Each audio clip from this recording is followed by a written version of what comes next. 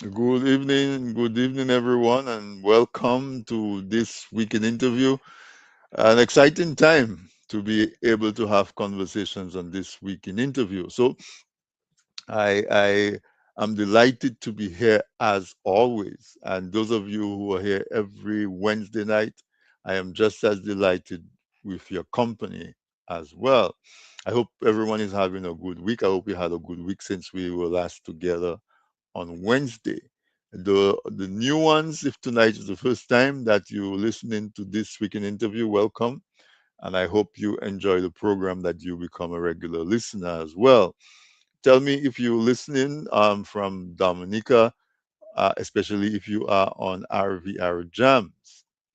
RVR Jams Radio is on DigiPlay channel 59, and they carry this week in interview live. And so we want to always show our appreciation for the management and staff of RVR Jams. Similarly, online radio SBE in the Toronto market carries this week in interview live. And everybody else who also rebroadcasts the program during the week, a very wonderful welcome to you.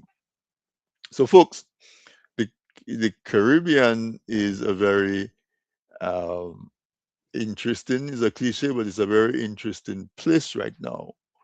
We watch the escalation of the U.S. activities in the Caribbean Sea.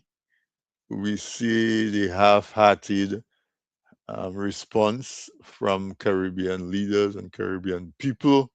Even tonight, I was looking at the news. I stopped somewhere in a shop to get something, and the news was on. They were talking about another vessel that has been blown up, and with two strikes this time, because there were some survivors from the first one. They climbed back onto the boat, and they bombed them again.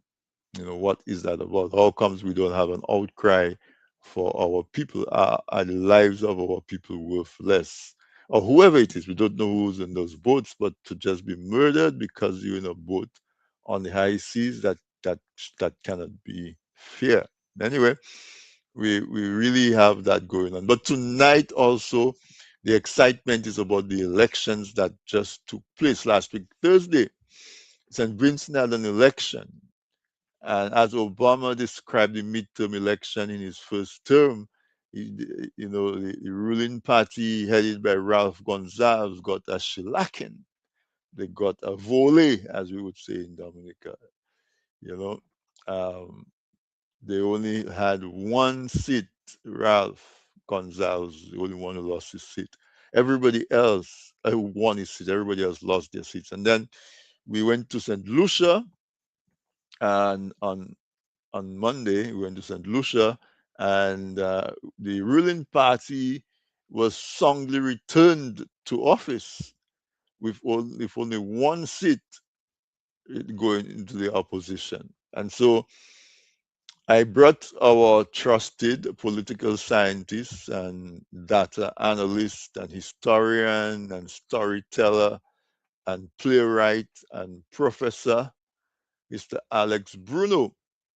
I had to invite him to come so we could talk about what's going on in our beloved region. So, Alex, good night and welcome back to this weekend interview.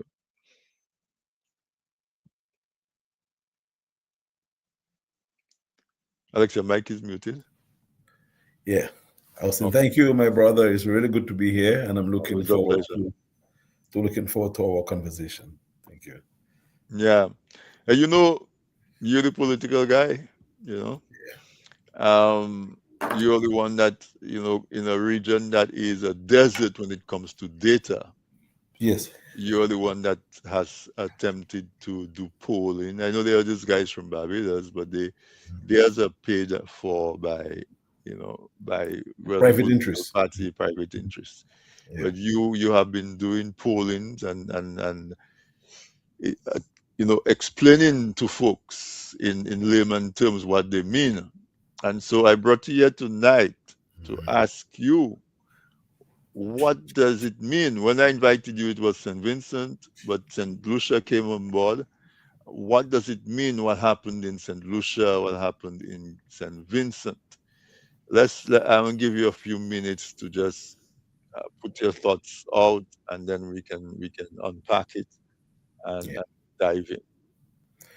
Well, two things happened over the past few days, past week. We had two situations where governments, where we had elections, and one government was retained, and the well, let's put it that way. Whenever there's election, there's a new government, even if the party that had been in power wins again. Because Hmm. every election there is a new writ, and with every writ there has to be a new government, even if the same old party continues to serve in the government. So St. Lucia had elections for government, and St. Vincent also had elections. Right. Vincent went first, and there was an observed swing away from the St. Vincent Labour Party, headed by Ralph Gonzalez.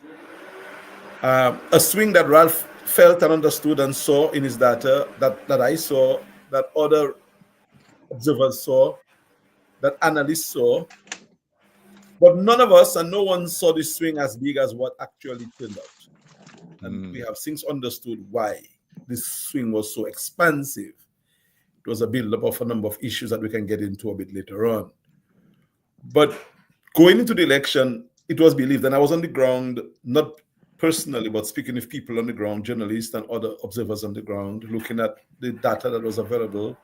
And we felt that the situation in St. Vincent might have been marginal, like an 8, 9 seats.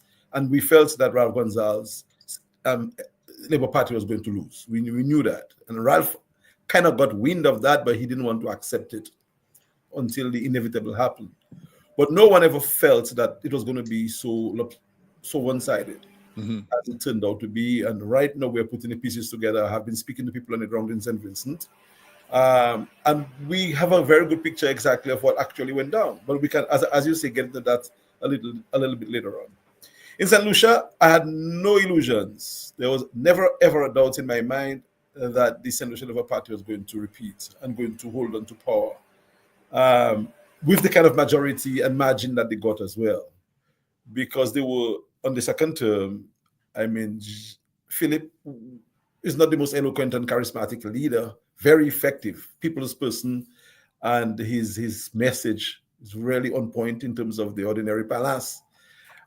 So I was hearing mumbling and rumblings that he might have gone or his party was in trouble. There was never any sign of that. In fact, even before the polls opened, I was speaking to a journalist on her way to covering the elections, and we both agreed that it was going to be a big night for the St. Lucia Labour Party. So that was no surprise. The big surprise was in St. Vincent, not because Ralph lost, but because of the margin at his defeat and Hmm. the areas that he lost as well. St. Lucia was a fait accompli. We well, not that Philip was such a strong candidate, which he was, but the opponent. I do not think the St. Lucian public really wanted Chasney. He didn't groove with the people. He wasn't jiving with the ordinary person, and although he may have won his seat, but he was not the right person to lead the country at that time. I do not know what's going to happen for the future, but he was not it this time around, and that's pretty much how the two elections in the Caribbean actually went over the past week. So Saint Lucia, Saint Vincent's going to take us a little while. Saint Lucia, I was a little bit um, surprised at the magnitude for the same reason, but Yeah. because we've been hearing so much issues about crime and Yes. security in St. Lucia, I thought maybe that may have impacted negatively on the incumbent government, Yeah. in the sense that St. Lucia even had to call in the RSS to assist them, to take care of what appeared to be gang killings, and just a horrendous year of murders. That you think that didn't come into No, play at all? it was not a major issue. It was not decided at all. I think economy was one of the instability, and this SLP had a program, a campaign geared at sensitizing the economy, and a number of the promises that they made will speak to bread and butter. And I believe particularly the government handled this athlete lady. What's her name again? Alfred. Alfred, they handled her Olympic prowess very, very, very, very well. Hmm. The country got very good press. And I think the country also did something in terms of tourism in New York. So they actually managed that aspect very well. The foreign outlook of St. Lucia was good. The economic promise was well presented. And JP had a better presentation in terms of what he would like to see St. Lucia be in next 5, 10 years. So the crime being an issue was not the major issue or Was not determinant as to significant. the as Mhm. to the significant enough to overturn the promise of the St. Lucian Labour Party. Same too with from St. Vincent. St. Vincent has high enough crime as well. You know, so and people may say it was a crime rate, but it wasn't the crime rate that caused the government of St. Vincent to lose dramatically Right. as they did losses as well. We have serious crime issues in Dominica, and if we're going to change a government in Dominica, it's not going to be because of the gun violence. It's going to be because of other reasons that we can speak about a bit later on. So yes, So crime has been a problem. It's a needling issue, but it's not a government changing issue, based on what we have seen so far.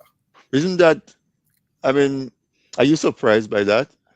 A little bit, That because in the Caribbean, I remember we used to boast about our quality of life, where I can leave my house open and go to Roseau for the whole day and come back and not fear anybody's going to interfere with it.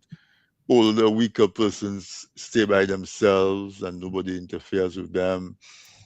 We That's one of the characteristics I remember us highlighting and heralding as an aspect of Caribbean life. So yes. it was surprising to me how seemingly comfortable Caribbean people are. Or is it that they have other problems that's just so overwhelming and overshadowing that security doesn't seem to bubble to the top? Well, yes and no. They have a lot of issues, more pressing issues than the issues of crime. And look at the nature of crimes being committed in Dominica and many countries in the Caribbean, Jamaica included, Trinidad. Guns, violent crimes. Hmm. And these are crimes pretty much fought over turf and illicit trade. So that does not really affect people per se in terms of our basic security. It's a crime that happens not in our direct circles, although it affects our people. Like I lost a son because of gun violence, but he was not Right. involved in nefarious activities that affected our national security per se. Yes, whenever there is a crime and crimes create problems in the state, but the kind of nature of crimes, most of them, the egregious crimes committed by people with guns, are committed against people with guns for turf, for protection of assets, for illicit supplies and trading.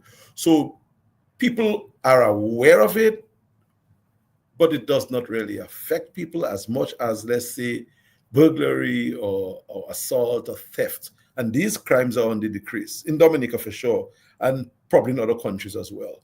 The major issues we have with crime in the Caribbean right now, the most egregious crimes would be violent crimes, gun crime. Against people perceive it to be against, young men against young men. Yeah, Yeah. Mm. that does not directly relate to although it affects the community, but it's gang. Well, I don't want to say gang on gang, but it's sectoral Right. crimes. So in other words, a young lady from Castle Bruce doesn't feel um like she's afraid to go to Roseau, go do her shopping, draw her salary. No, not She does necessarily. No, she doesn't feel that threat like somebody going to back her or hold her up no. or anything like that. When was the last time you heard of that happening in Dominica? Like Right. a And rape, so a case of rape? and so because of that, it's not a major deciding effect in voting. I guess that's what you're saying. That's pretty much what it is. Okay. All right. That does All right. not mean it's not a serious case, but in terms of the personal security and their disruption of their life, so to speak. For instance, you Mhm. spoke about the young lady going to Roseau and being fearful that her bag might be snatched or she might be raped or whatever the case might be. That's not the kind of crime that we are dealing with. So Right. yes, we wake up tomorrow, we hear of another gun violence, we say, okay, we move on. Until it hits our home and our parents and our children, and so start getting raped and killed and Yeah. assaulted, and our privacy Innocent bystander, somebody in the wrong place at the wrong time. If that started. has starts to happen more often, then Yeah. people will start. Okay. I get that. So also in St. Lucia, this was the second term of the Yes. incumbent party. Yeah. So I imagine that usually plays a role as well, Correct. right? Where the party wins and they come to power and they are implementing programs. So it's very easy to make the case to the electorate to say, "Hey, we just started doing this. Give us a chance to continue and complete the work Easily. that is ongoing." Easily. Yeah, Easily. yeah. And that is what JP did very well. You know, I laughed when he made a comment about a hospital that he said the government promised, but the government didn't promise the hospital. The government promised the building, and we did the building. Then we will equip the hospital. And again, very simple, but very effective. People laughed at it and him, but it worked. Look at his back in office Yeah. because he said, "Yeah, we promised the building, and we made it. So we will equip the building No, when we get now back we're into promising office." healthcare. Exactly. I mean, So yeah, being so from the Dominica, that's a serious joke. yeah, so parties in their first terms are expected to continue. It didn't happen in Dominica in terms of the last party, which was replaced by our present incumbent. We can go back there in a little while. I hope we really deal Mhm. with that because there are some who believe that what happened in St. Vincent would happen in St. Lucia and would have translated in Dominica as well. I started to laugh because it Mhm. was just not going to be the case. Right, Each right, right. country has a different case, and we're talking about the case of St. Lucia. We will talk about St. Vincent, and I certainly would like to speak about the case of Dominica because Yeah, yeah, we want to apply it. We want to apply it where appropriate to all circumstances in Dominica. yeah, I was saying when you talk about the hospital, it's a serious joke in Dominica because I mean we got what some people describe to be a state-of-the-art hospital with 5 operating theaters or something like that, and mhm, yet still at the slightest headache we see GoFundMe to take our people out of Dominica. So yeah. so in the sense that the government gave us the hospital, the building, we're still waiting for the healthcare part of it. Well, probably that is true, and I guess the government chose to sell it as a state of the art hospital, maybe not explaining what state of the art actually meant. Probably it meant the way it looks, the grandeur of it all, and stuff like that. But from all what I'm gathering from people who have been admitted at the hospital and people who work there, we are lacking in terms of basic stuff. And I am not really criticizing the hospital. It's a place that anybody can visit at a minute's notice. But I'm hoping that we do things better because I don't think the state of the art facility that we have in Dominica is equipped It as it is should be. delivering state-of-the-art healthcare. No, I don't think it is. It Is is. it? Is, Okay, I don't think it's quite doing that. let's go to St. Vincent. So in some aspects, St. Vincent is similar to Dominica in the sense that they had a long-standing party and prime minister in office. In the Yeah. case of Ralph Gonzalez, he was going for his sixth term. Hmm. In Dominica, it's a little more difficult to do it like that because there have been a number of elections that were called Yeah. in Snap. the middle Abrupt. in Yeah. the middle of in the Midterm. middle of the in midterm. But similarly, we are long-standing prime ministers. Um, Friday waited 25 years to come into power. Yes. And then his party finally won, and they won handsomely. What you said was that I the losing was foreseen, but the magnitude of the rejection was what was the surprise. Yeah. What, besides just being there too long, what do you think led to the demise of the St. Vincent Labour Party? The world boss godlike mentality of the leader. People had become wary of the bravado of the past prime minister, and he had seemingly fallen out of touch with the reality on the ground. And a lot Mm. of that can be checked in the statements that he made, even on the day of election, even after election in his concession. That He he still, continues to make, right? yeah, he still had not or has not got a real grasp of what the reality was. Because after a while, a quarter century in power, it takes a really good person not to be in the position that Dr. Gonzalez found himself in. He had become so immune to certain things that the power showed him things that were not there and told him things that were there which were not actually existent. It is just almost impossible after 25 years in office to see things as you and I would see things who had not been in office.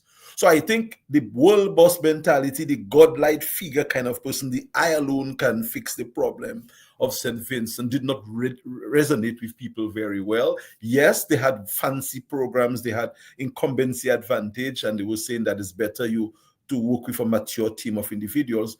But after 2 free terms, people are already fed up with you. After 5 terms, it is time to pack your bag and go. And one of the major issues, I think, with St. Vincent is that, again, Dr. Gonzalez is a fantastic Caribbean statesman. It is just that his timing, I think he overstayed his time by a couple of terms. And if he had run as like how Joe Biden should have run the last election, he should have run as a transitionary leader. And his campaign should be about that. He should have already identified his replacement and had been working with his replacement and telling the campaign, telling the country that this is the person who's going to take us to the future. He pretty much posed himself as the future then. And even now, he appears to be wanting to take St. Vincent to the future, which is a kind of absurd. Not that because he's an older gentleman, because age really is not an issue here, although it can be an issue sometimes, but we should not use it to disqualify people. But I think he had had enough time in office, and he did not do what he was supposed to have done by making the way and creating a transition for someone to replace him. And St. Vincent felt safer going Friday. No, I'm speaking to people in St. Vincent who does not think that Friday is the best person for the future either. In fact, somebody from St. Vincent told me Friday is a one-term prime minister. I'm not prophesying that. I'm saying what people on the ground are telling me, and I hope Friday does not feel bad about that. But he himself, Friday, did not expect that kind of mandate as well. So it wasn't that he was so superior. It is just that the matrix fell in his lap and he got a win that he could only dream about. And I pray and hope that he does well and he enjoys the reign of power in St. Vincent and he finds good progress for the people in St. Vincent. But I'm just trying to encapsulate, Tony, and answer the question you asked me. Why is it that Ralph fell to grace the way that he has fallen to grace? And I think the main reason, as I mentioned, timeliness of his departure. He did not allow himself to transition out, and that hastened his demise. He had this greater than life, godlike figure, world boss mentality. That does not work all the time. It might have worked for you once, twice, when you were younger, maybe, not now. And the vision that Vincent were looking for the future, he just didn't seem to have it, and he certainly was not in touch. We saw things. I was not in St. Vincent and I saw him losing, and he didn't see himself losing. He was boasting on the day of election that it's going to be a slam dunk the other way around. He got it 100% wrong. Mm-hmm. And I don't understand why he got it so wrong. So tell us a little bit, if you're familiar, what is the state of the economy in St. Vincent? Poor. St. Vincent's economy in terms of the Caribbean state, I will not give you direct figures as now I don't have that information in front of me. But St.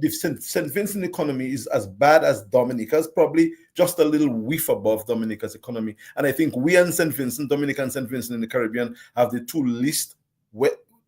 worst performing economies in the Caribbean. So the economy has not been good. Agriculture was taking licks. In fact, people were importing goods and agricultural products into St. Vincent at exorbitant prices. So that was a major problem as well. Agriculture had not been addressed. The people were importing food, and the economy, the economy was not buoyant. It was not jiving. So people felt that economic bite and pinch. That again, like the American president, the Prime Minister of St. Vincent then did not quite understand, to the extent that people were feeling the pinch. After 25 years in office, he was just immune to the pain of the ordinary person. And the economy, jobs, prospects for the future, agriculture. These were big pillar items that were priorities over crimes and violence and grandeur and robustness. But Alex, if you're from Dominica, you know before you when you get to know yourself, and I get to know myself, Dominica has had a pipe dream of an international airport. And I think the incumbent government in Dominica is hanging a big portion of its hat on the fact that it seems it is executing an international airport. Ralph Gonsalves and Vincent managed to construct an international airport that is Yes, operating and having direct flights. I mean, yes, in a Dominican context, some people would say that that alone is a sure win for the yeah. incumbent party. I don't think that's correct. I don't think Dominicans are thinking that the building of an international airport is going to guarantee any party a win. I Mm, don't think. I have not you heard don't that. think so? No, Okay. I have not heard it. I have not seen it shown up on anything that I have done.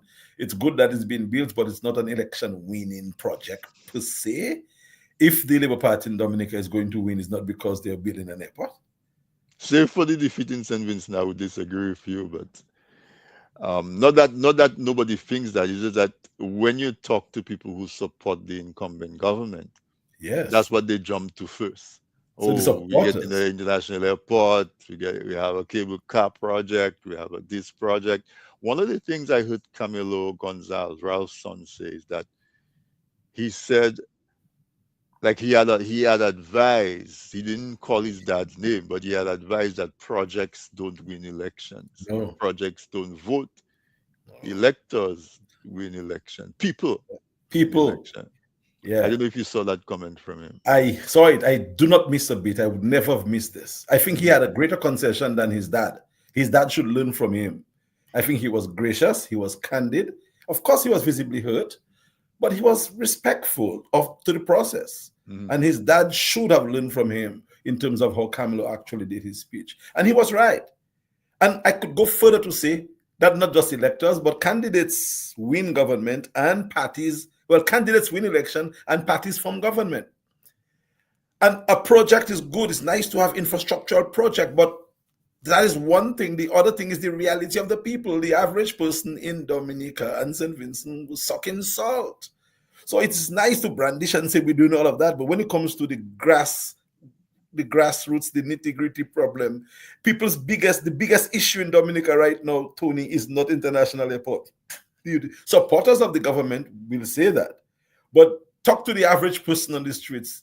They couldn't care less about the airport being built. Most of them don't even expect to fly in the airport because they don't have money to afford the flights to fly in anyway. mm. So it is nice that we are building it. I'm happy. And I applaud the government for trying to build the airport after how long? But it is not the project that's going to cause the government to win an election. I had not seen that as yet. Probably if I measure the opinion of the people tomorrow and it tells me that, I will tell you the case. But I had not seen that show up as a major issue in Dominica in terms of support for or against the party in government. All right, so we are right exactly at the bottom of the hour. So I'm going to take our commercial break here. When we come back from the break, we're going to see how it applies to Dominica. How can we take what is in St. Lucia and St. Vincent applied to Dominica? Is it a one-to-one translation, or do we have to run it through an interpretation and a customization to bring it into Dominica? Folks, if you're watching us on YouTube or Facebook or any one of those platforms, give us a like. If you haven't subscribed, please subscribe. My guest tonight is Mr. Alex Bruno, and Alex was here in November, and he promised that he was going. Well, I offered him for us to do this once a month because I believe education of our people is key, and not just education from Facebook, but education from folks who are qualified, education that is backed by data, and to put things in perspective. Uh, I think that's important. So I invited, and he graciously accepted that we would do a program like this at least once a month. Let's see if we can lift the awareness of the public, and of course you giving us feedback and comments is part of the process of that education, that back and forth interaction.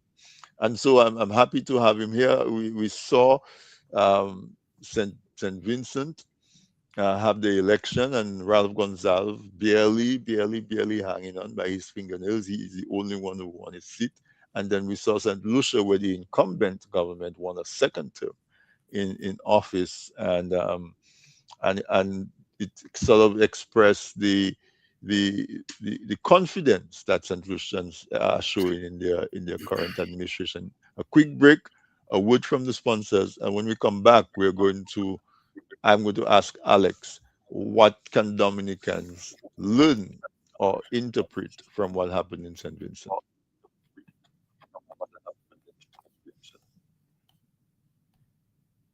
Presented by. People say I've got a great smile. Well, I have to say, this is all thanks to the professional team at Beacon Dental Group right here in Dorchester, Massachusetts. I've got world-class dental care. Beacon Dental Group has expert and caring staff dedicated to providing the most advanced and satisfactory treatment in all aspects of oral health. Their services are designed to meet your needs and give you a perfect smile, too. General checkups, cosmetic surgery, Gemini laser service, and advanced procedures, all in a state-of-the-art facility. Call or visit Beacon Dental Group today, 1026 Blue Hill Avenue, Dorchester, Massachusetts, or call 617-282-2146 for a smile that lights the world.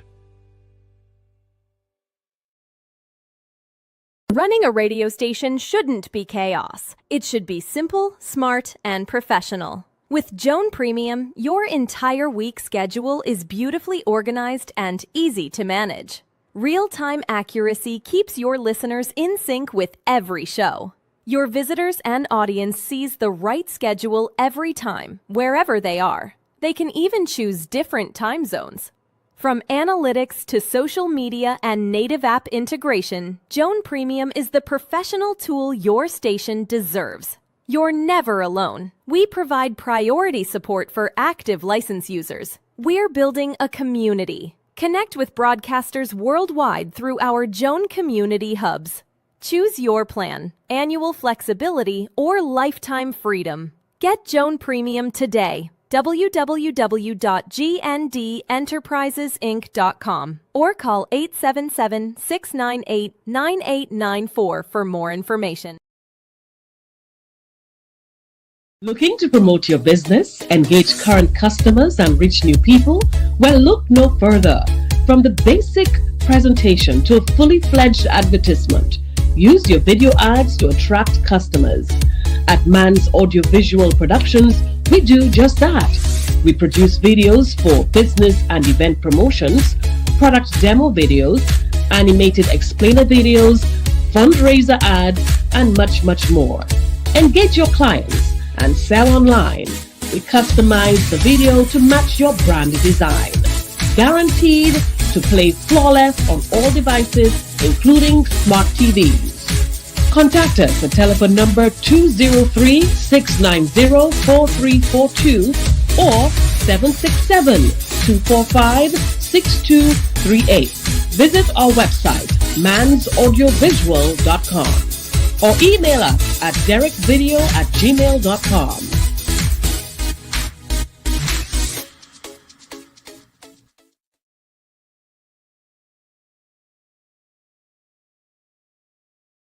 Refresh your drink, your water, whatever it is that you drink, because we have this conversation going on as it's stimulating and interesting. My guest tonight is Mr. Alex Bruno.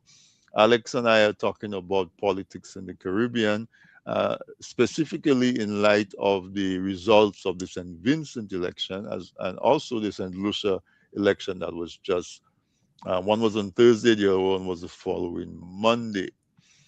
And so we were looking at it and trying to bring the people on, trying to bring the people in, trying to bring you in on the ground, so to speak, try to understand the basic,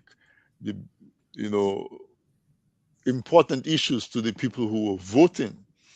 And now I want to see how we can what similarities, what lessons we can draw from Dominica, what hopes, what hopelessness we can draw. Uh, Alex, in St. Vincent, I have a couple of friends who went to St. Vincent in I think maybe in October, and when they came back, they were pretty disgusted with the way this Labour Party was running the campaign. One of the things that they said was that they heard Ralph say, vote for Labour Party if you want to get a house." You know, because St. Vincent had a disaster some years ago, and they're still recovering from that. And so there seemed to be a housing program.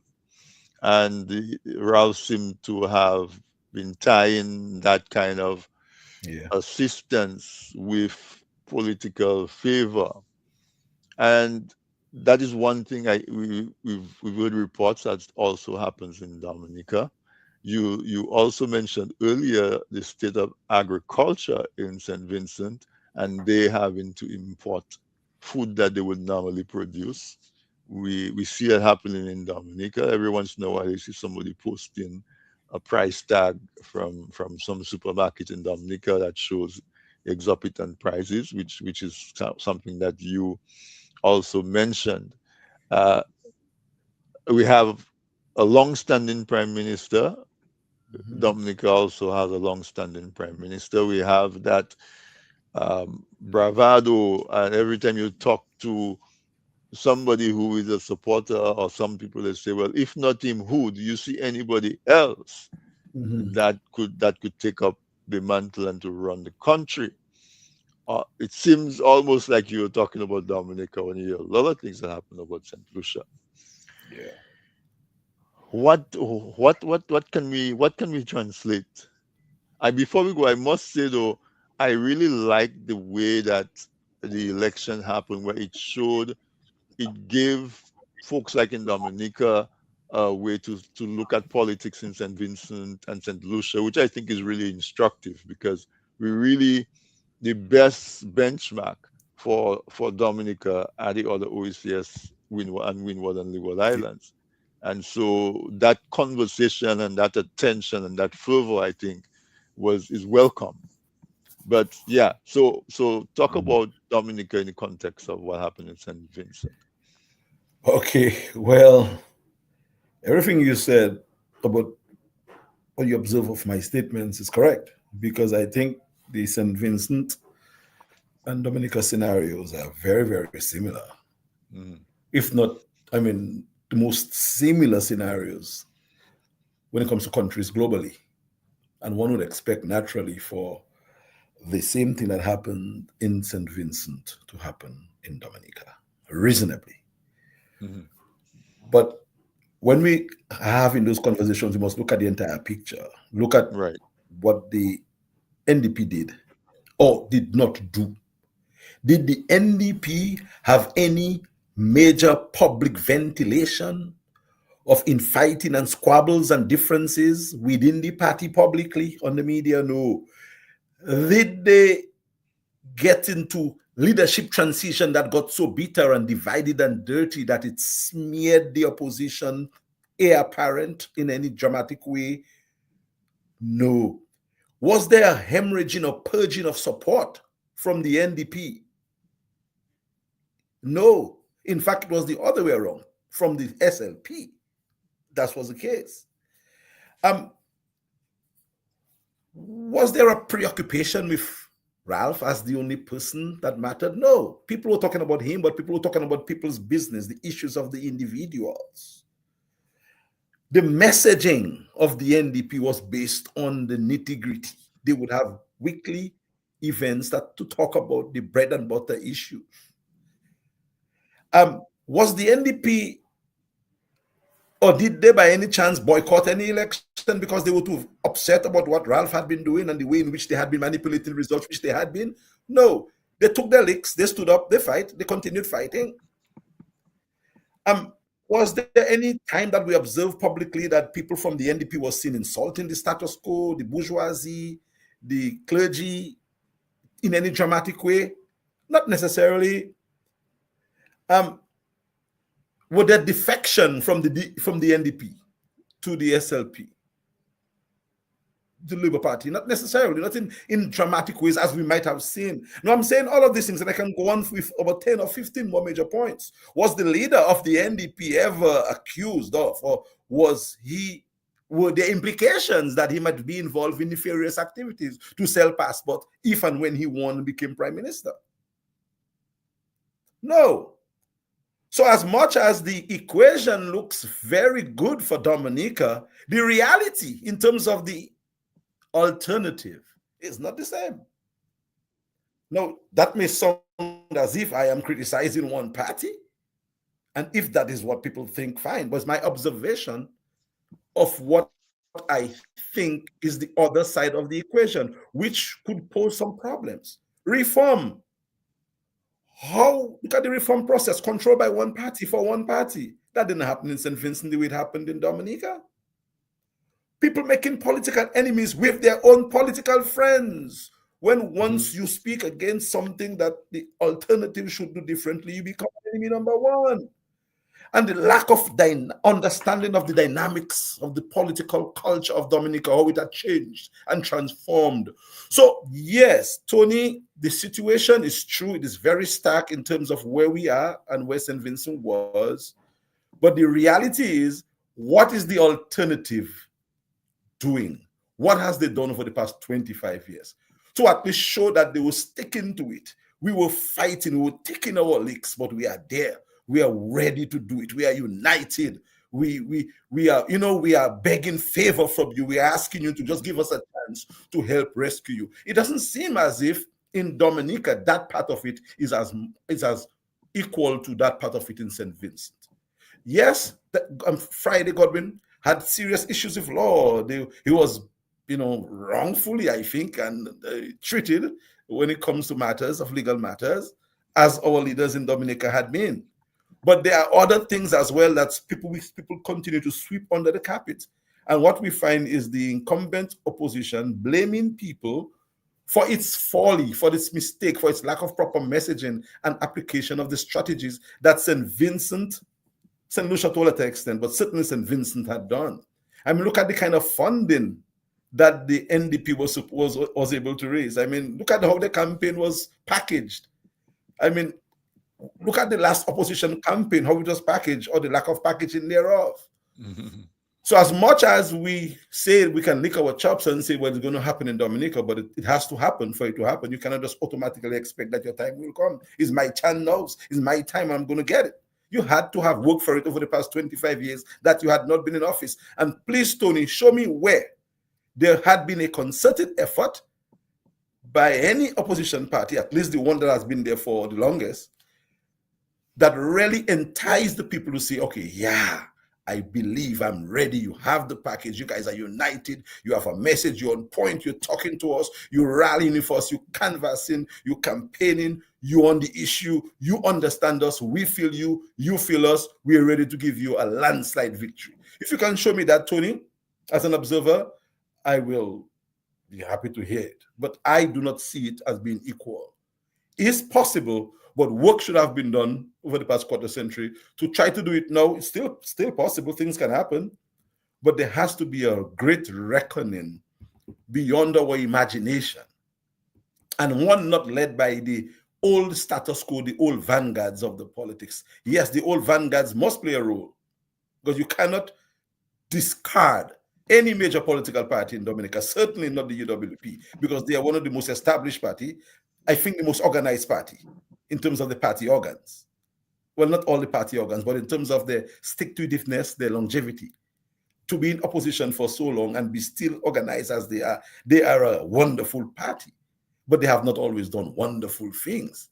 And I do not think that them in their present state can command the kind of respect with their style of leadership that Dominica needs right now in terms of a united approach to unseat the Dominica Labour Party. Well, was posing as the Dominica Labour Party, which is a power sharing arrangement that the Prime Minister has put together. That's not Labour, because Labour, most of the people who support Labour now are not Labourites, are people who did not support Labour.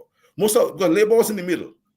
We had the more leftist movement and then we had the conservative movement. And what we have in Dominica right now is a conservative party that has bring support to it, to its fold from all sides, because the honorable prime minister is a conservative guy. If you listen to him, he's a conservative populist. That's his ideology.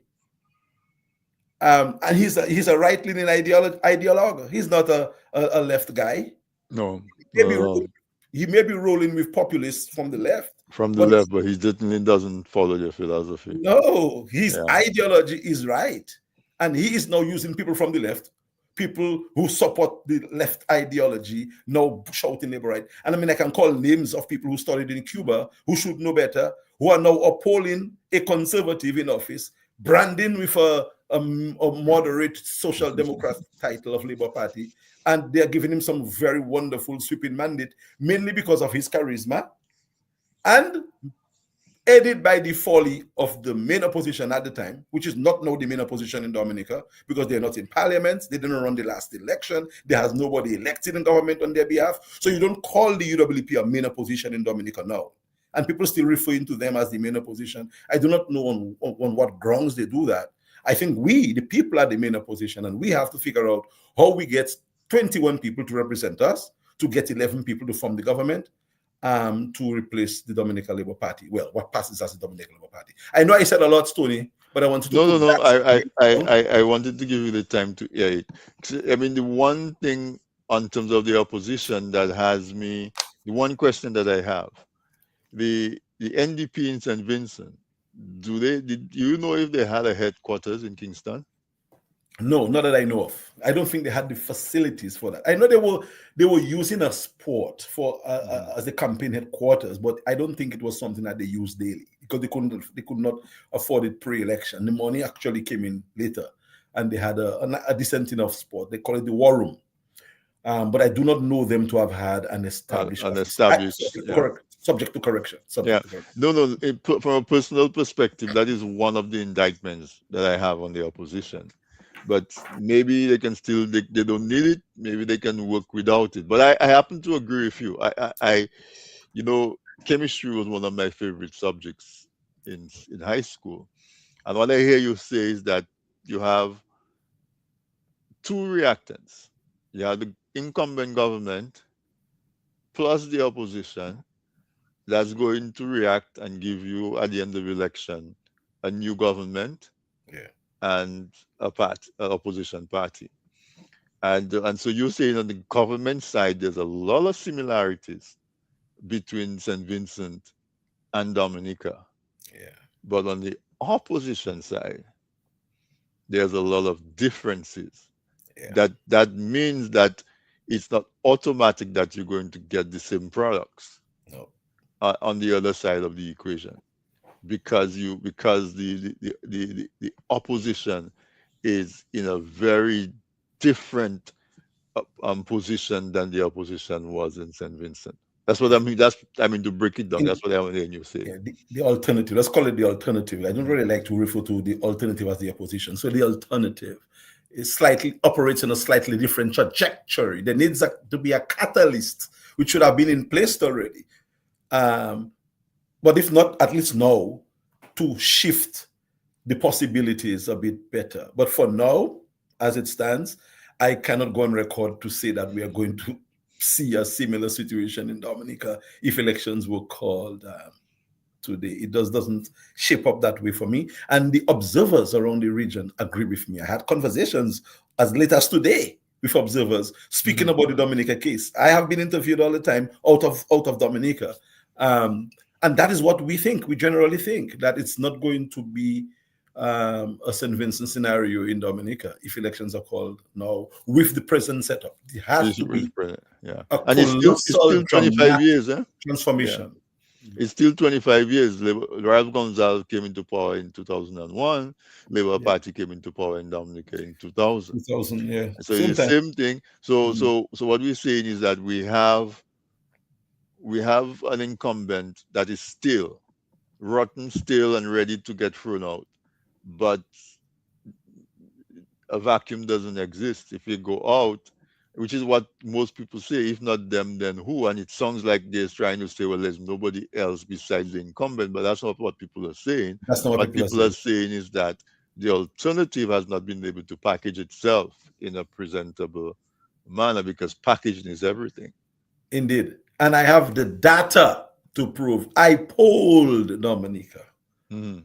How 2 years long ago. ago? Two What? years What? is old, it's stale. I'm going to do it again Mm-hmm. before the end of this year. About 18, 16, 18 months ago, which is, Hmm. but it's I want to see how it has changed between then and now. Right. And people are actually saying, people are generally fed up. Fed up, fed up, fed up. Many people have given up. Yeah. And those who have not given up do not believe that the incumbent is it. And they believe even more that the replacement is not it.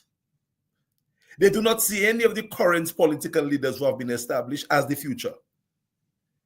And most people are not calling for a new party per se, but calling for a new direction, a new sort of language, Hmm. a new approach. Hmm. Moon last and moon queer no scared. Because at the end of the day, Skerrit is their saving grace. Skerrit is not doing all that he can do, but he at least is feeding some people who need to be fed. Right. And people are very personal when it comes to their survival. So when you tackle Skerrit and you challenge him and you call him names, people are saying, so if you win, the way you're talking about Skerrit, they're not going to eat under you either. And the party that is challenging Skerrit knows that. Modio Pakwe no Skerrit. Forget that he exists. You're making him more relevant by calling his name, calling his name, calling his name. Focus on what you can do. He give people houses. Talk to people about how you're going to furnish the houses with them. I said so on the program with you before. Do not become an enemy of somebody who get handout. Become their friend. Go visit them, sit with them, eat with them in the house. And then they will put you inside their house and say, boy, yeah. But when you are trying to destroy the only person they think as their hope, what you expect them to do? And that has been the narrative of the heir apparent opposition in Dominica. Well, I don't think they are heir apparent anymore. And they should have realized that. If they have not realized that, they are in a worse situation than Ralph Gonzalez. And if our prime minister believes that he is the future for our country, he better think twice, because he might get the awakening that he could get. I'm not saying that he will win automatically, because things can happen in less than no time, and he can get a shock for a shock. But for now, he thinks he's sitting pretty. So he will continue to say that the people should work. The people are not saying that they need people to work. The people are saying that he should go. They do not like the idea that he continues to be the only person leading us. Yeah. So I don't think it's a situation where people want pal reps that's working. People want a change of direction that he is failing to realize. So he is suffering from the same Rav Gonzalez syndrome. I'm sorry to put it so bluntly. That's how I am. I'm a Dominican. I'm an analyst, yes, but I'm a Dominican first. And I obviously do not support the Roosevelt Skerrit regime. It's my right to so do. But I'm calling it straight based on the data. The same way I call it for Ralph, I'm calling it for Roosevelt. Because he probably, after 20 years, 22 years in office, 23 years, does not seem to understand that it's time to transition. He still believes that he is the one who can do it. And we talk about the international airport, and I think that is built around his legacy. He thinks that is what's going to be his legacy. That is not a legacy, that can be changed. A legacy is something that stands and cannot necessarily be changed or transformed. If he loses office today or tomorrow, the airport doesn't have to be continued or completed. And even if he does, it could be broken down and done something else. So a legacy is not a building. A legacy is built on how what you did helped to progress people forward. Yeah. How you move the country from A Yeah. to B and to C. And as I said, my eternal judgment, my eternal yardstick for the effectiveness of a government, especially in the Caribbean, is a government that finally makes our people have hope that they don't have to migrate to another country for better living or for prospects for their kids. Healthcare and stuff like Yeah, that. they can see that they can stay in their country if they choose to, and there is a good chance that with hard work they can succeed and they can provide for their family. To me, that is the measure of a successful government. I go to different places and I meet Dominicans. I went to Guadeloupe, Mm. and one of my friends in Guadeloupe told me, "You see that man Scarrett? He's the best prime minister in the Caribbean." Yeah. And I tell him, "Well, in that case, Pat, I guess you pack in your bag for you to go back Dominica because there, he's best prime minister and he's at 20 years. So by now, Dominica is the best place. Why, you can leave Guadeloupe and go down." He said, "Well, what are you going to do in Dominica? I go in Dominica and sit down Oh, then." So somehow the messaging, the- people don't connect. They, like you said, they see the charisma, they get caught up. Some of them have traditionally been labor, and so they vote labor. They don't, and they don't they die understand that voting labor. this is not But labor. What is there is not but labor. yeah, and we have to understand that. But Alex, I'm going to give you the opportunity to tell me, because you are part. I didn't invite you there only as a political analyst. I invite you here as an official of TUD, Yeah. Team Unity Dominica. Mm. When Team Unity Dominica looks at the landscape, and in that answer, I want you to give a little judgment as to if you think there's going to be an election in Dominica soon or not, based on your feelers that you have out there. But if Team Unity Dominica, let's say, has another 6 or 12 months, what can we do, if there's anything that we can do that can change the landscape to have not, maybe not a St. Vincent, but at least a few more people in opposition. Very little singularly, but certainly have a few candidates who can win and possibly become part of the government in the opposition, maybe, or maybe in the majority, if the selfishness of some can be abated. Some people just do not see any other thing but them sharing the power. And in terms of the team that I'm part of, that we meet twice a week, every week, to plan and strategize, and in a month or two, you will see some things happening. We believe that with the cadre of people who have committed to run and to be part of what the party is doing, that the party can pick up at least a few seats. And all you need is a seat or two, a few seats in parliament for you to have a voice and a say. And we believe that if those people who share the same opposing views to the current incumbent can just find a way and an equation to speak, not to join TUD, to speak and to understand what people are saying and what they want, and to position ourselves to present a team under a unified banner, not necessarily a party, but a banner and a message and an objective and aspiration. I think TUD has a major part to play in that, because Tony, remember when I told you, I believe the quality and cadre of people we have can safely see the party returning a few seats in government. I'm not boasting that the party is going to win overnight, but I know what I have been working in for the past 2 years, the quality of candidates and individuals, including young women, people in their 30s, and maybe even younger. So I believe, based on that, because you don't always talk about what you planning. Sometimes you have to go in hiatus and plan and then come out. So when the party finally comes out, and again, let me just say for the public consumption, that the party's color is yellow. So when the yellow comes Code out, yellow, huh? yeah. That's the official, that's the color we used last election. So when that comes out and that is being presented, I think we will make a very strong claim to win a few seats in the Parliament of Dominica. And we are looking forward to working with like-minded individuals to be able to get 11 seats to form the government. Again, it might be that TUD can do it, but for now, I'm not going to beat my chest and say we are it. No one party in Dominica should say they are it. It's just not possible. Not even the Labour Party, which they say is in office, which is not really in office, is it? Because that is a coming together of so many different people. So for us to take out what's in office, we have to come together in some kind of way. I'm not saying that you have to join UWP or join TUD or join Freedom or whatever, but the players who are very selfish, some of them, must come off that high selfishness horse and have conversations. The way you're talking to me, Tony, the way Sam Eli called me, let's talk. But people are not talking, we're not calling, we're not talking to each other, and we think that we are just going to win individually, separately. It's not going to happen. It's not going to happen that way. So TUD believe that it has to be a unity of purpose. We should respect each other. We should have conversations to see what we have, see what the poll is saying in certain places, see how many candidates we have in Castle Bruce. And I'm hoping that no other party, no other opposition party sends a candidate up in Castle Bruce and Cottage, Vegas, Maho, a few places I can say, because I know the quality of people that TUD is getting ready to launch in those places. But we have to have the conversation.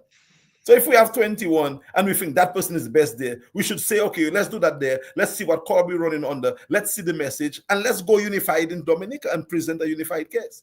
But until such time, I think the party in power, if they call elections now or within the next month or two, they may fancy the chances to remain in government. And if I were the prime minister, I might have done that too. I'm not telling him that he should do that, because he might lose if he does it. He might lose because people might say, okay, no, you did it. Let's get wise. But I think the momentum is not with any one side, but he certainly is feeling better now than the opposition.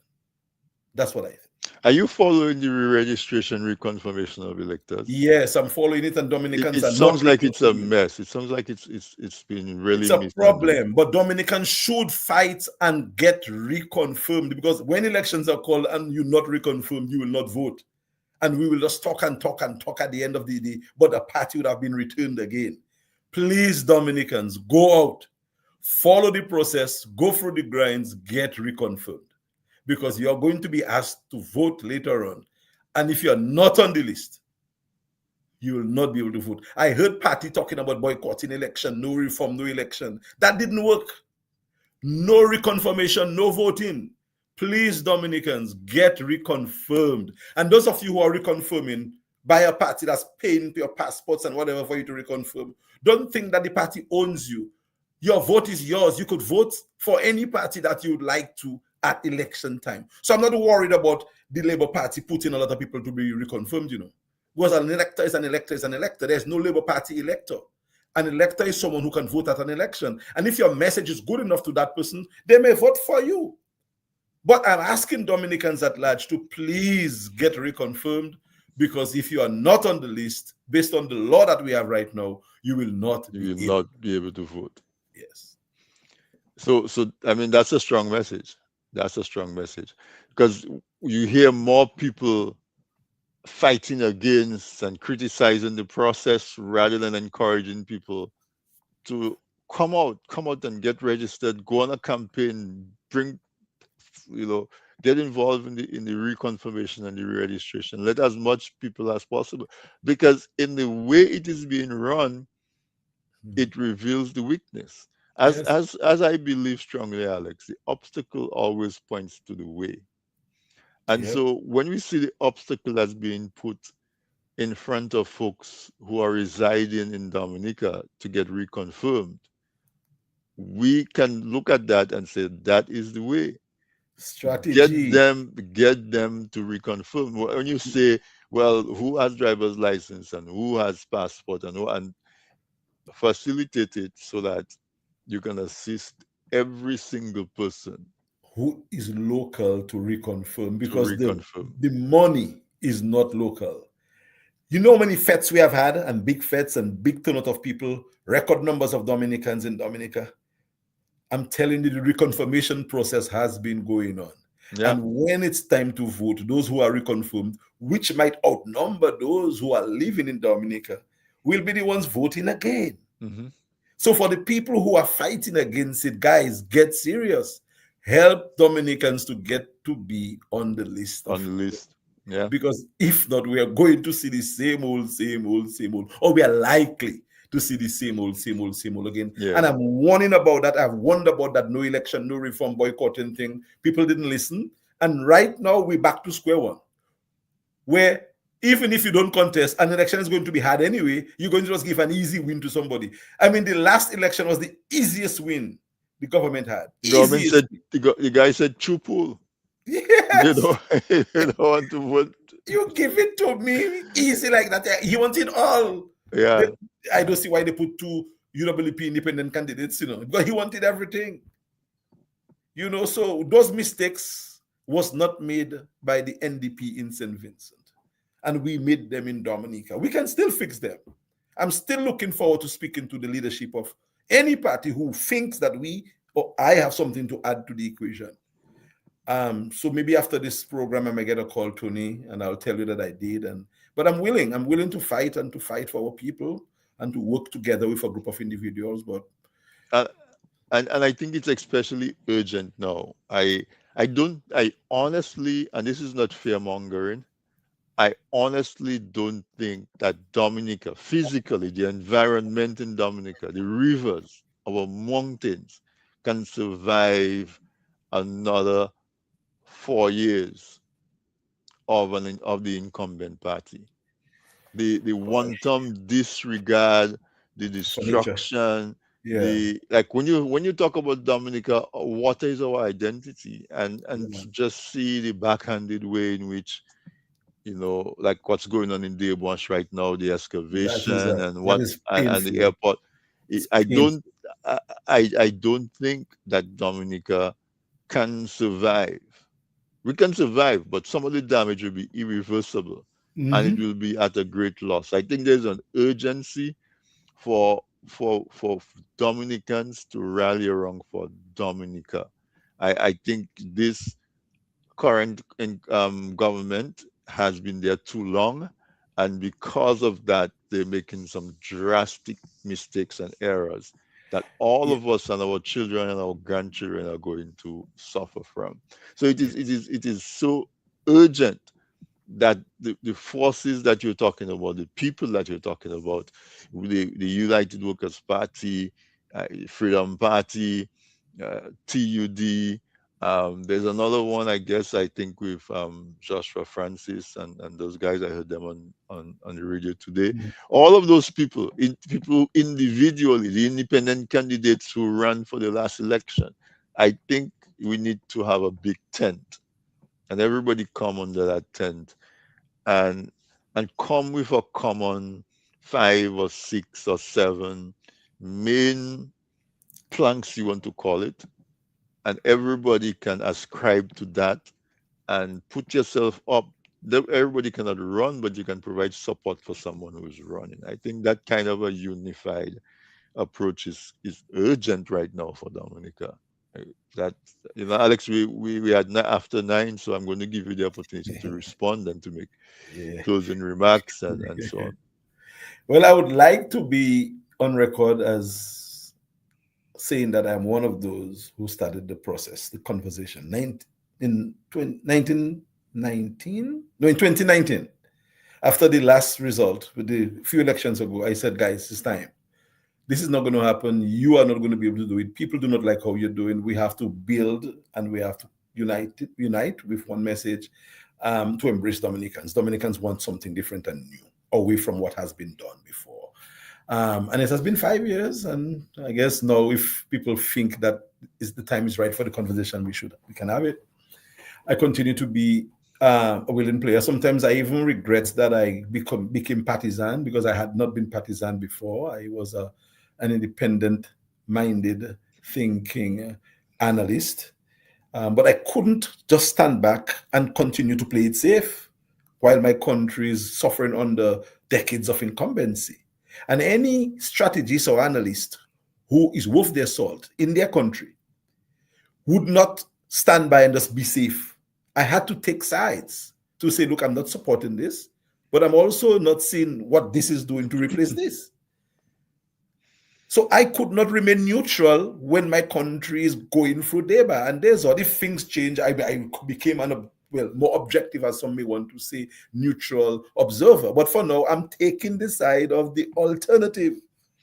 But I'm saying that the alternative approach has been failing and will fail again if we don't unite.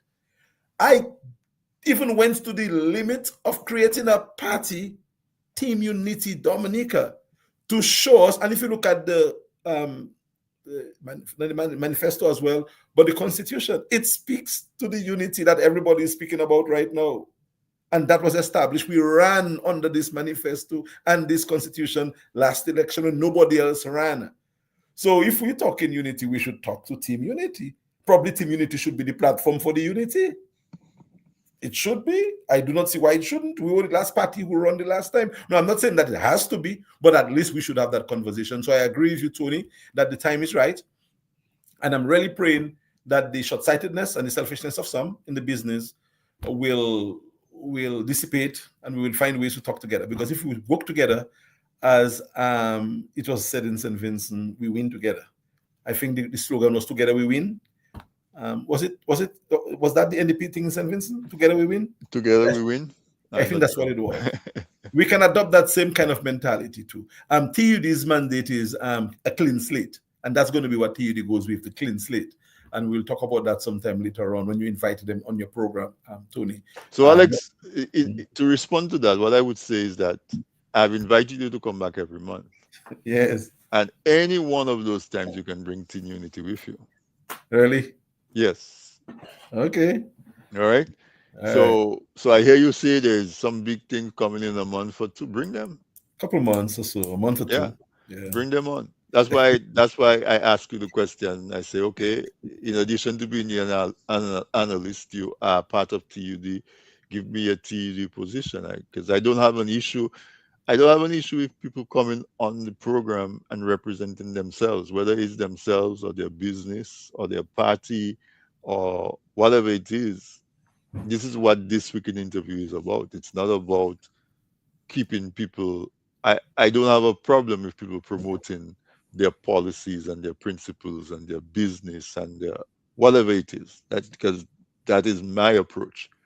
That if you take the time and you come and spend the hour with me, what I have to give in return is to allow you to be able to support yourself and to put your stuff out there. I don't have an issue with that.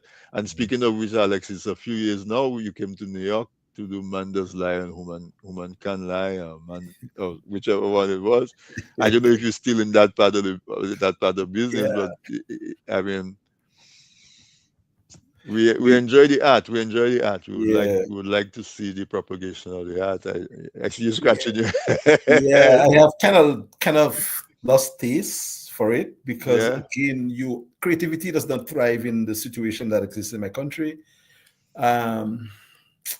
So it's a shame, and I really do love drama, theater, performing arts, and there are plays that I have, like 2 or 3 unpublished plays that I would like to do, but I just don't feel motivated. I just don't feel as if I can produce in the climate.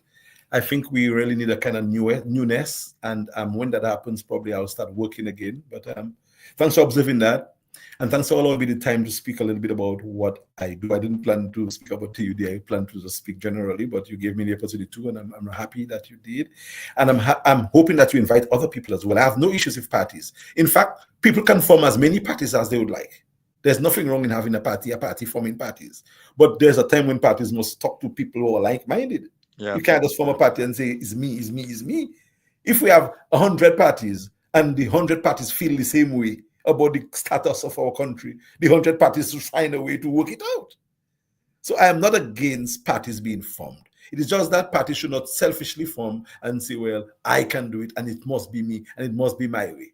And that is splitting the votes, I mean, because that's the problem. So what we can do is we do this monthly, so every once in a while we can bring somebody on. I heard a little bit of I was listening to Q95 a little bit this afternoon, and I heard Joshua Francis and Loftus Dura on there talking about. I don't remember which party it was. I think it may be People's Progressive. I'm not sure, but they seem to be, say, ginning up their engine to be more vocal and more present. So they would be good candidates to have, because then we can ask them, so what problem you have working with TUD? They'll say, we have no problem. We say, so how can we manifest a cooperation? We can bring them on and ask them. Yeah, you should. That is so yeah, that's how I want to go forward. Just redoing the dialogue and trying to get to understand. So if Josh, I'm calling the name Joshua and Loftus say we are really trying to work hard to get a different result in Dominica, we say, what's your path forward? Do you see it as a corporation? Do you see some kind of unity? Yes. So these guys over here are saying the same thing. How do we come together and air it out like that? That Yeah. because at the end of the day, we have to be open. We have to be frank because, man, Be- when two elephants fight, the grass on the ground is what suffers, man. yeah. And that talk about unity had been out there. Olive branches were offered to the same names you called. Let us do something so we can do it together before everything that we're talking about now happen. Again, it's okay to form parties, but we should not be blinded about the need to work together even while we form our parties. So it would be really nice to have conversations and to see where we are and to just plan, because at the end of the day, this is a business. And Yeah. if you don't see politics as a business, the business of serving the people, you're not yet ready for the business. And if you are going to create a successful brand, you need allies. You need people who can help to develop the business, people from outside of your fold. So it is just a simple thing that I think we, the alternative, have not been able to grasp as yet. And I'm hoping and praying that we will get it again. As I am not saying that people must join or we must dilute the party base, because I know after almost 3 years of TUD, I know where TUD is. I know the quality of people TUD has. So we're not going to compromise. And if anybody want to come and contest elections now, they must come really good to ask us to withdraw people in the places that we develop them for. We have people that we have developed for a number of constituencies, and it will be very, very painful to pull the people out now because people didn't want to talk before. We should have been speaking years ago. So we hope that when we finally speak, people can respect and understand that over the past 2-3 years, we have worked very hard in certain areas. In one particular constituency, we had a person in place now for the past 2 years on the ground, working with a business on the ground. You're going to tell me now that when elections call that I must tell that person they must not go up for that area? Well, No. the answer I give to that, Alex, is that we have to honestly look and see what is the path to 11. Yep. What's the best path to the 11? And if the best path to 11 is that way or that way, we have to be courageous and strong enough to To choose that. agree. And I agree with you. And that should be what the guiding principle is. Yeah. So if 11. the person that the other people have seems better in terms of the polls, the opinion, fine. But do not just tell me you want somebody there. And if I look at your somebody and we look at our somebody, and our somebody is more equipped to tell me I must naturally move my somebody, No, that is going to be yeah, that's going to be a little that problem. would defeat the purpose. Everybody has to come on board, and Dominica, Dominica and Dominicans has to be the priority. That amen. Not an individual Not only ego, our party. not a party ego. Dominica and Dominicans have to be what it is. And we look forward to that type of a conversation. We need a few leaders who can come forward and be able to manage those conversations, because those will be difficult conversations. Those will be conversations that will be filled with egos. Yeah. Those will be conversations that will have emotions. Those will be conversations that will require people to sacrifice. But we need people who can coordinate and manage those relationships to come out with something that is not tearing at the seams before they come out. That we have to have something that can hold together, and some leader that is strong enough to To keep bring it those all together. contending things together. I hear the United Workers Party is having a convention soon, and I hear that there are some people who are planning to challenge the current leader of the party. Um, we keep our eyes open. Maybe next time you come, we'll have something to talk about. But it just seems like the same thing with the Caribbean. where everybody want to be prime minister, and that's why the Caribbean cannot go as one. It's not the people that don't want to be together. I was in Grenada in October, and you don't know the difference between a Dominican and a Grenadian. The only difference the islands have is everybody want to be a prime minister. Yeah. And similarly in Dominica, the biggest difference that everybody want to be a political leader because they see And it as the potential to be prime minister. and herein lies the problem. We have to Yours truly have no desire for elected. People thought I wanted to be that, and I said on many occasions that I am not. If had I been interested in being elected to office, Tony, as God is my witness, today I might have been the leader of the opposition of Dominica. And I'm not telling you that because I'm guessing it. I'm saying it because I know the conversations I had with players, power brokers. Not interested in that. I just want to see the change of this present regime, a new group, and progress for Dominica. And that is why I'm fighting as much as I am fighting. And the people in Dominica have said that there is no politician that exists in Dominica right now, currently established, underground working, that they think represents the future, including names that you just called a while ago. There is no one, and we polled for all of them, put them in the pool, and people reacted to them. No one, the people believe, can bring that kind of mandate that they're looking for. So somebody who's going to move us and unite at the alternative viewpoint has to be a fresh somebody, or somebody who understands how to work with a fresh vision and mandate. But none of the current politicians, including the names you called, are favored by the majority of Dominicans as the person who can bring that new realization that they're looking for. And I say so twice, and I can say it 3 times. It has to be an harnessing of talent from among us that is honest, contrite, and truthful about uniting all of us. The person doesn't have to be young. It has to be somebody who the public, including the financiers of elections, and I speak to them all the time, and they ask me to run all the time, but I'm not running anytime. But it has to be someone who is seen as eloquent, strong, charismatic, honest, sincere enough to be able to move that forward. Until and unless that emerges, it's not going to happen. So we can fight as much as we want in the little sphere that we are fighting. And the people who are leaving one and going to the other and trying to create different factions, I do not think, based on the polls that I have done, that Dominicans believe they are it. Even if they think they are it, Dominicans do not believe they are it.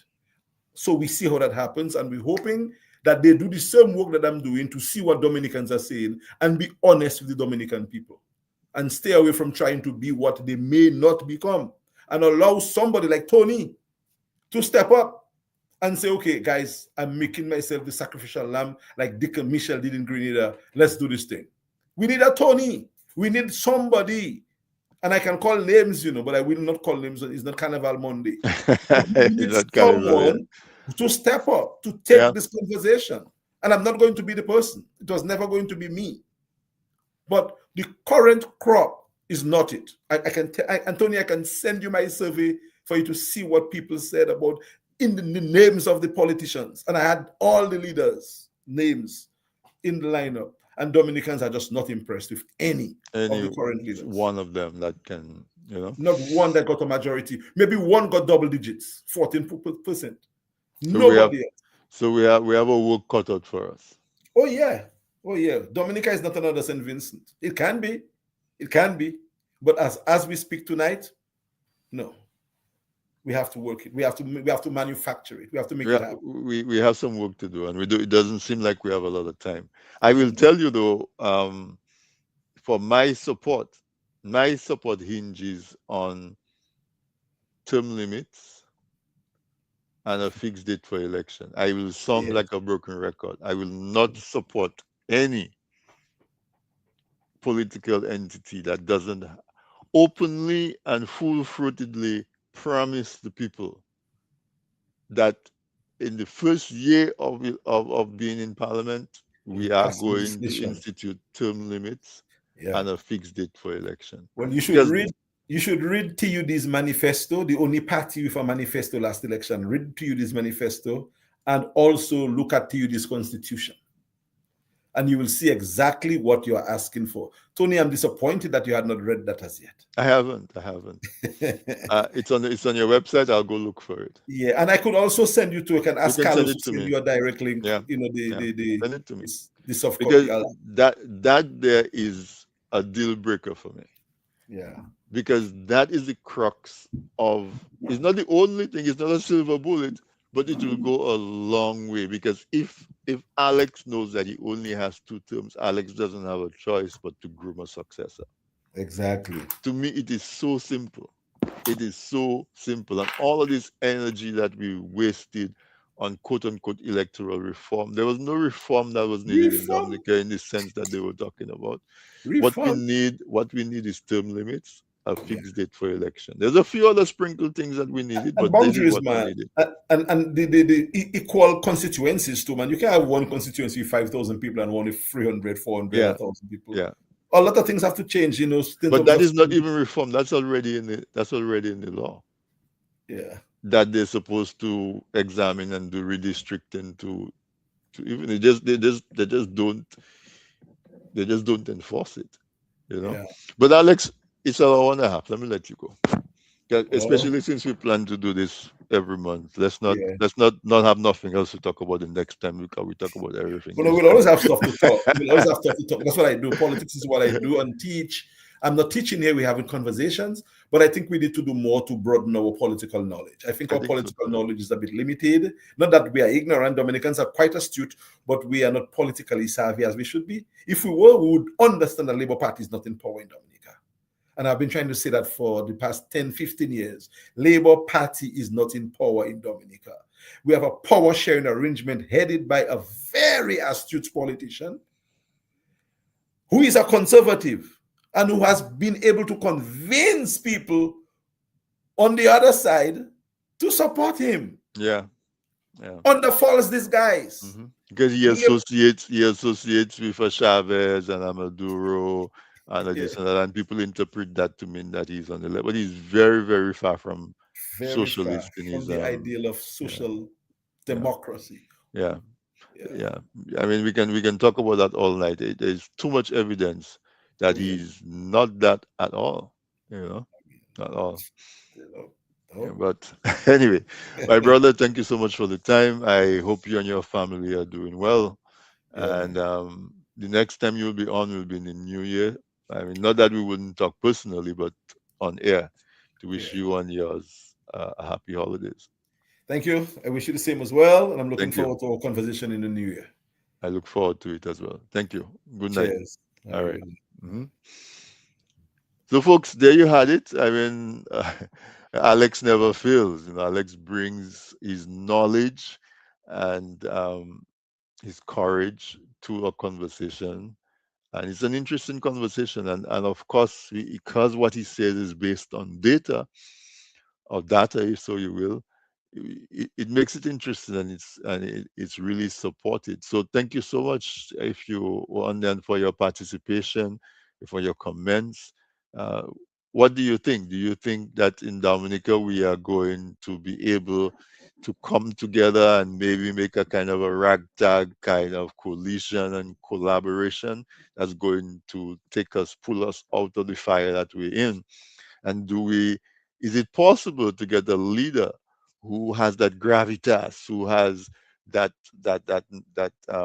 presence to be able to get those contending factions and bring them under one tent, and everybody contributes to those tenets, and so we can go out to the public with a unified message that says, look, we are the Committee for Dominica's Salvation, and we provide an alternative. Alex, I think, turned me on to stay in alternative rather than opposition, and so I'm going to take that on. Friday is World Soils Day. Friday is what, the 6th? Today's Wednesday, Thursday, Friday. The 5th is World Soils Day. Look around you, plant a tree, plant some vetiver, build a drain, something that can help us to conserve our soil from being just depleted and washed away with all of the rain that we're having, especially as as going on in Debonche and in the geothermal and all of these places where we just we just, I don't know, just put a shovel in the dirt and start to dig. And we know it's going to rain tomorrow and it's going to wash away. Don't we love Dominica more than that? Don't we love the idea of having clean water? I hear the water in Devon smelling now. It's brown, it's silted, and it smells. What about the people of Concord and Salisbury and the other people who depend on that Pigwa River and its tributaries? We need to love Dominica more. If we claim we love Dominica, it needs to show up that, you know, before when they tried to mine in that area, we stopped them under the leadership of Afi Mate. We need more of that, folks. Don't just stand there because you love a party, because you love a person. You do it at the sacrifice of Dominica. Let's stop that. Let's stand up and let us say that we need to have Dominica first. Let's not destroy paradise and build a parking lot, as the song says. But folks, have a great weekend. World Soils Day, as I said, plant a tree, plant some vetiver, look around you, see where we have soil erosion. We need it for our food production. And so I want to say good night to you and have a great weekend.